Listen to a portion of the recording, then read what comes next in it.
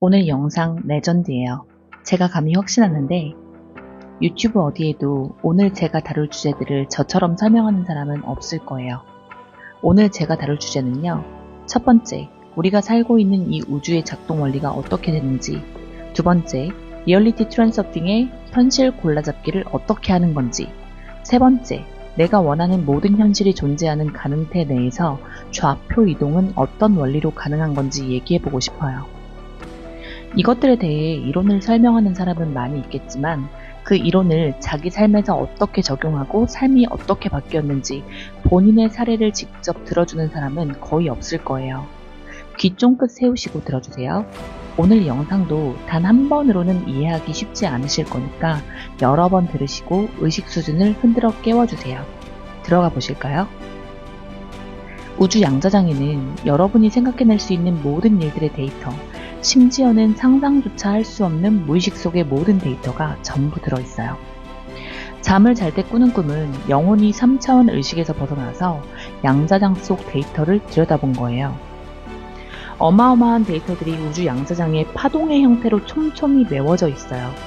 그 모습을 형상화해서 말씀드리자면 혹시 격자무늬 테피스트리가 뭔지 아실까요? 더 쉽게 예를 들어드리자면 바둑판 모양을 생각하시면 쉬울 것 같아요. 제가 깨달은 이 바둑판 모양의 양자장이 바로 세상 모든 걸 생성하고 우리가 겪고 있는 현실을 만들어주는 양자적 모체이자 근원입니다. 바로 이곳에서 우리 인생의 대본이 시시각각 쓰여지고 있다고 생각하면 돼요. 아니, 정확히 말하자면 이미 쓰여진 수천 수만 개의 대본 중 어떤 확률이 선택되고 실체화될지 결정되고 있어요. 바둑판처럼 생긴 이 우주 양자장 정보망을 제가 이제부터 매트릭스라고 부를게요. 이 매트릭스는 라틴어로 무언가를 담고 길러내는 모체, 그리고 정보가 흐르는 그물망을 뜻합니다. 매트릭스라는 영화 보셨나요? 이 영화에서 매트릭스는 우리를 가두는 가상현실이지만 제가 깨달은 매트릭스는 정보의 바다 그 자체예요. 그래서 오늘 제 설명을 들으실 때 매트릭스를 그냥 모든 것들이 기록되어 있는 우주 정보장의 바다라고 생각하시면 되겠습니다. 여러분이 인식하지 못할 뿐 우리는 쉴 새 없이 생각하고 말하고 행동하면서 우주 양자장과 실시간 교류를 하고 있어요. 우리가 내뿜는 주파수와 관념, 생각, 결정에 따라 실시간으로 우리 인생 매트릭스 내에서 좌표는 계속 이동되고 있습니다. 이 매트릭스 내 좌표에는 여러분의 과거와 현재, 그리고 미래의 모든 일들이 데이터로 기록되어 있어요. 그래서 어떤 사람들은 우주 도서관이라는 표현도 쓰더라고요. 그 셀 수 없이 무수한 현실 중에 정확히 여러분의 무의식의 주파수에 맞는 현실이 고정되어 눈앞에 펼쳐지는 거예요. 우리가 결정이라고 부르는 일뿐만 아니라 0.1초 사이에 들리는 머릿속 미세한 생각의 흐름조차 이 좌표를 서서히 이동하게 만듭니다. 불교에서는 이를 업, 즉 카르마라고도 하는데요. 업은 거창한 심판이 아니라 내가 반복적으로 하는 습관적인 생각과 판단, 그리고 무의식적 주파수의 방향성을 말해요. 평소에 부정적인 판단을 자주 하면 여러분의 매트릭스 내 좌표는 자꾸만 고통스러운 현실 쪽으로 미끄러져 가요. 고통스러운 현실이 아니라 평화롭고 풍요로운 다른 현실을 선택하는 데는 두 가지 방법이 있어요. 첫 번째, 의식적으로라도 지금 이 순간 다른 생각을 하고 다른 현실을 선택하겠다고 마음먹으면서 심상화와 감사화건 등을 하는 거예요. 이 경우에는 거대한 배의 키를 살짝 돌리는 것과 같습니다. 키를 살짝 돌리기는 하지만 이 거대한 배의 방향을 완전히 돌려놓기에는 역부족이죠. 두 번째로 부정적 생각과 감정을 출력하는 프로그램 자체를 바꿔버리는 거예요. 부정이 프로그래밍된 무의식에는 당연히 부정이 출력돼요. 그런데 이 프로그래밍을 긍정과 사랑으로 채운다면 그에 걸맞은 생각과 현실이 출력되는 거예요. 처음엔 미세한 차이겠지만 시간이 흐르면 완전히 다른 현실에 도달하게 되죠. 그래서 제가 무의식의 변화 없이는 현실을 바꿀 수 없다고 누누이 말씀드리는 겁니다. 혹시 리얼리티 트랜스서핑 읽어보셨나요? 리얼리티 트랜스서핑 어마어마한 책이죠. 이 책의 가치는 읽은 사람의 깨달은 정도에 비례해요. 우주의 작동 원리를 깨달은 만큼 이 책을 이해할 수 있어요. 반면에 이 책을 그저 자기계발서로 접근한 사람은 이 책이 뜬구름 잡는다고 생각할 수밖에 없어요. 그 의식 수준에서는 당최 이해가 안 갈 거예요. 가능태 영역에서 자유롭게 원하는 현실을 골라 잡는다. 현실과 싸우지 않는다. 원하는 현실을 그저 선택하고 외부 의도가 나를 그 삶으로 데려다 놓게 해라.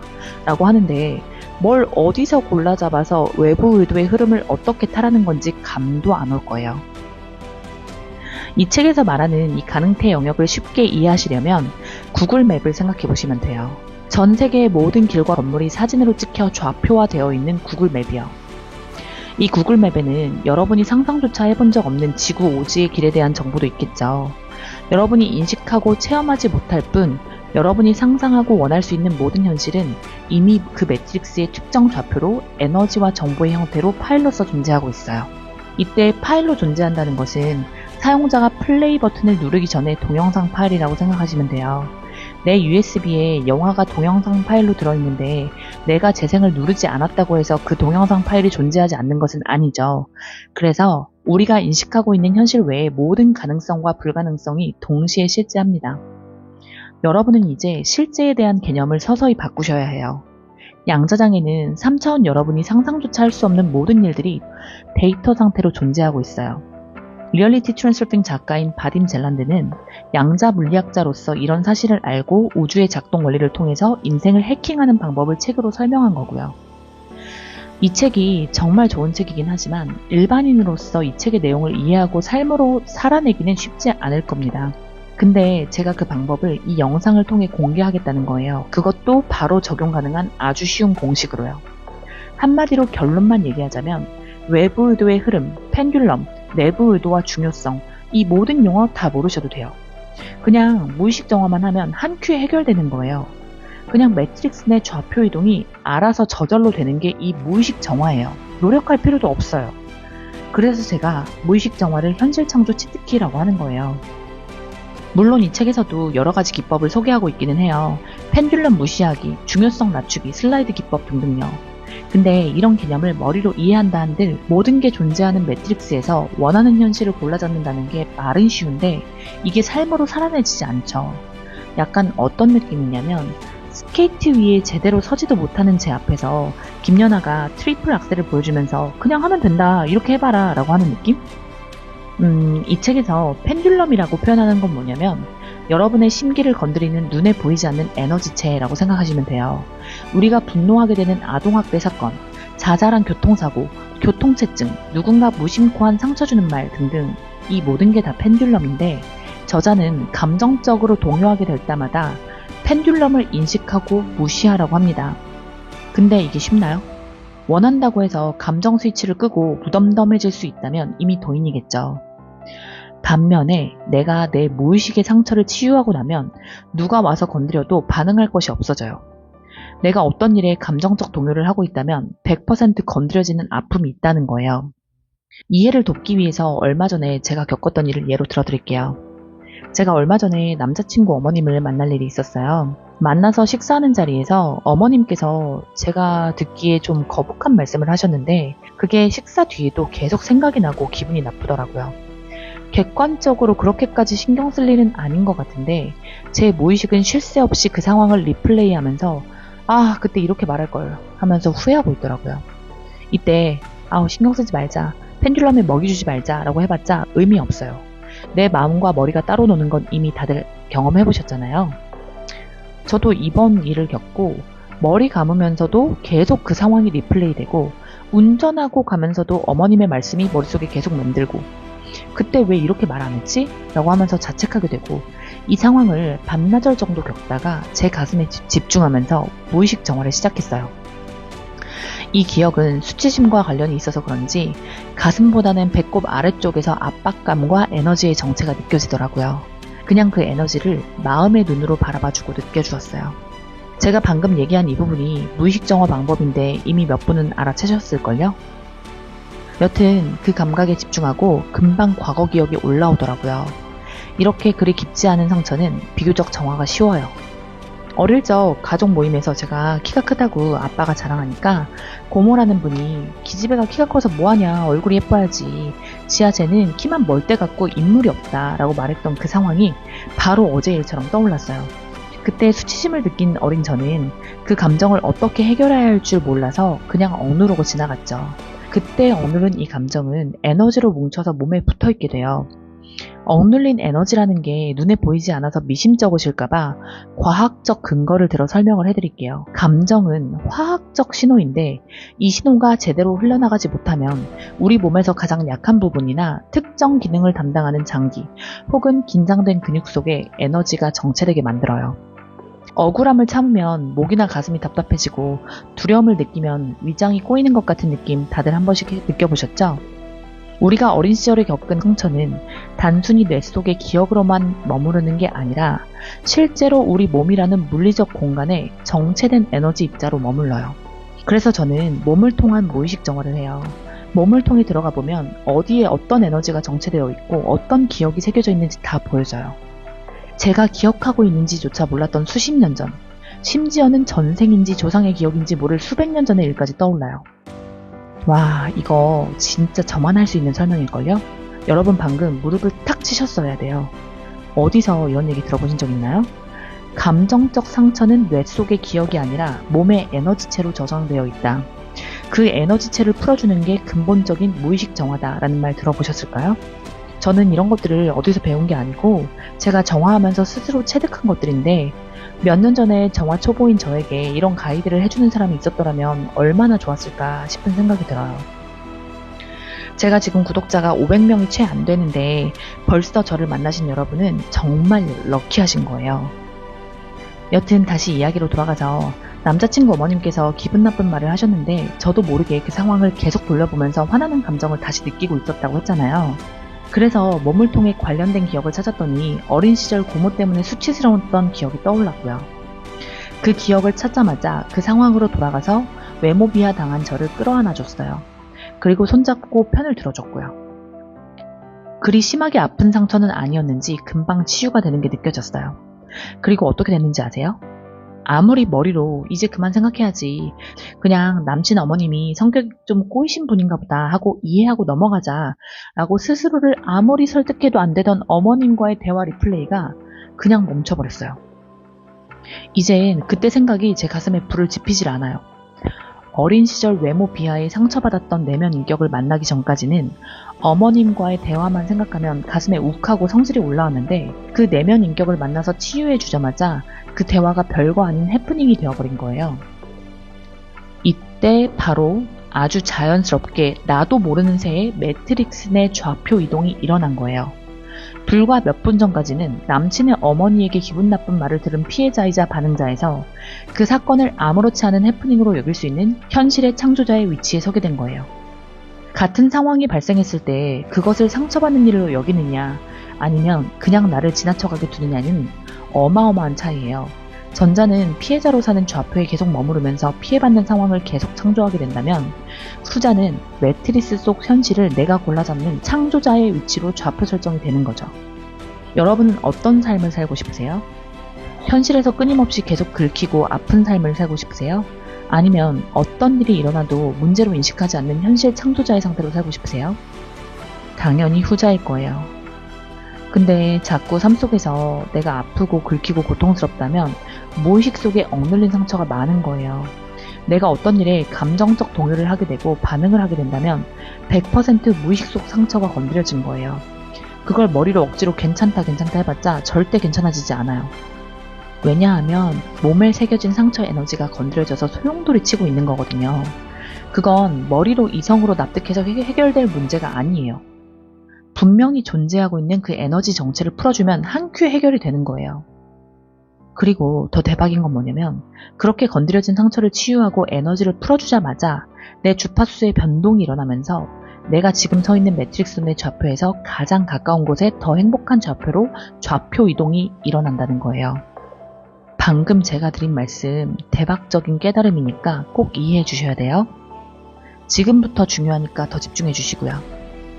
매트릭스 좌표 내에서 좌표 이동, 즉 트랜스서핑이 말하는 현실 골라잡기는 관찰자의 주파수와 관찰자가 어떤 필터로 현실을 바라보고 있는지, 즉 관념이 가장 중요해요. 어떤 주파수와 필터로 세상을 바라보는지에 따라 그 현실이 불러와지는 시스템인 거예요. 그런데 상처가 많아서 온몸에 상처받은 에너지 정체가 다닥다닥 붙어있는 사람은 계속 그 상처의 필터로 현실을 바라보게 돼요. 여러분 몸에 새겨진 에너지적 상처가 곧 여러분 눈에 씌어진 필터라고 생각하시면 돼요. 그리고 그 필터는 그 주파수에 맞는 현실만을 불러오게 돼요. 이게 바로 카르마예요. 카르마는 죄가 아니라 여러분이 쌓아온 무의식의 총합으로 보시면 돼요. 어떤 사람이 사랑받지 못하는 상처를 깊게 가지고 있다면 이 무의식의 강도만큼 상처받는 현실을 강하게 불러오게 돼요.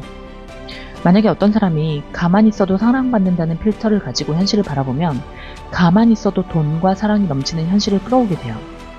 이 내용을 리얼리티 트랜스퍼링에서는 내면의 상태가 외부 현실이라는 거울에 투영된다 라고 얘기하는 거예요.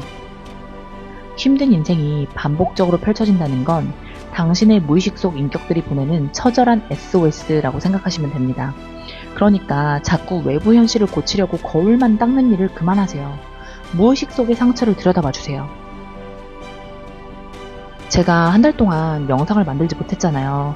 일도 너무 바쁘기도 했고 저도 정화할 사건들이 팡팡 터져서 낮에는 일하고 밤에는 정화한다고 계속 우느라고 몸과 마음이 너무 바쁘고 힘들었거든요.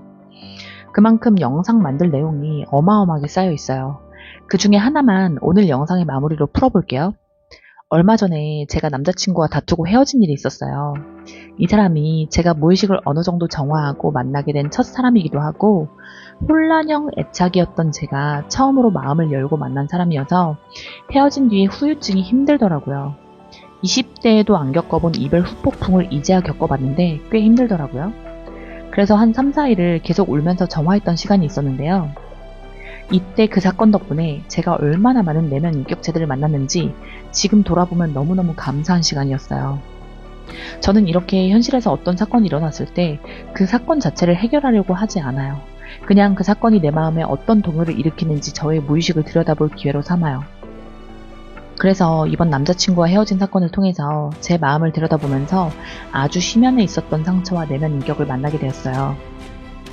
이 썰들을 다 풀고 이와 관련된 무의식 정화 테크닉까지 풀어보고 싶은데 그렇게 하려면 꽤나 길어질 것 같아서 다음 영상에서 자세히 다뤄보고자 하는데 핵심만 여기서 잠시 말씀드려 볼게요.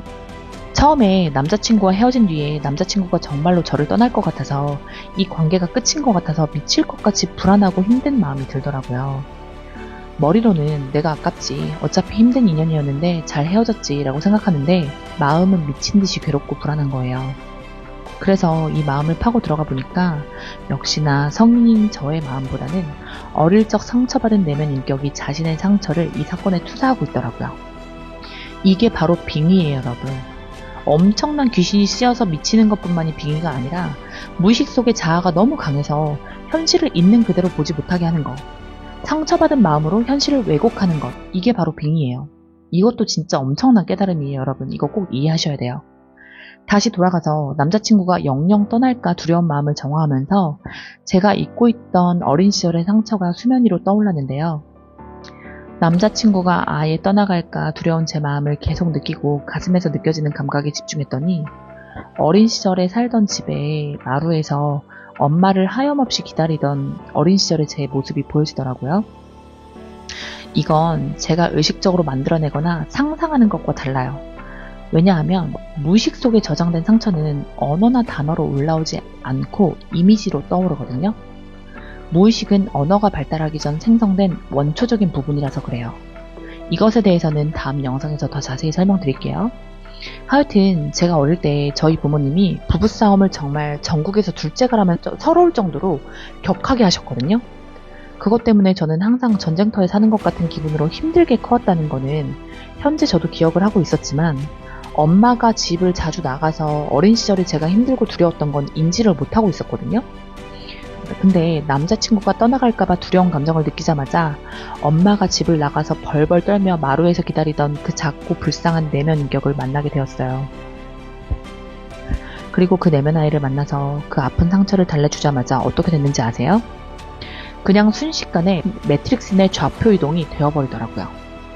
좌표 이동이 되었다는 거, 다른 세상으로 트랜스퍼링 했다는 걸 어떻게 아냐고요? 그냥 세상이 순식간에 달라져요. 눈에 씌어져 있던 필터가 순식간에 벗겨지는 기분이에요. 불과 몇 시간 전까지만 해도 남자친구가 다시 돌아올까? 아니면 이대로 끝일까? 초조했었는데 엄마를 기다리면서 불안해하던 아이의 상처를 치유해주자마자 그냥 평온해져요.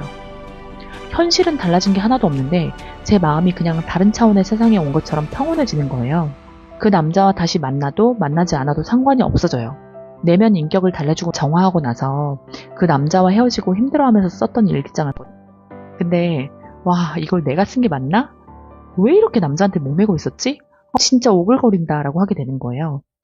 불과 몇 시간 전까지만 해도 생생하게 느꼈던 그 감정들이 그냥 남의 것처럼 생소해져요.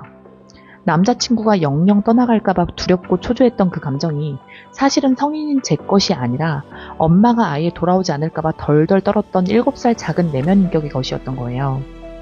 그 감정을 다시 한번 느껴서 흘려보내줘야 되기 때문에 현실 속의 남자친구와 헤어진 사건을 창조하게 된 것이고요. 이 무의식의 의도에 따라 저는 그 내면 아이의 감정을 처절히 느껴줬어요.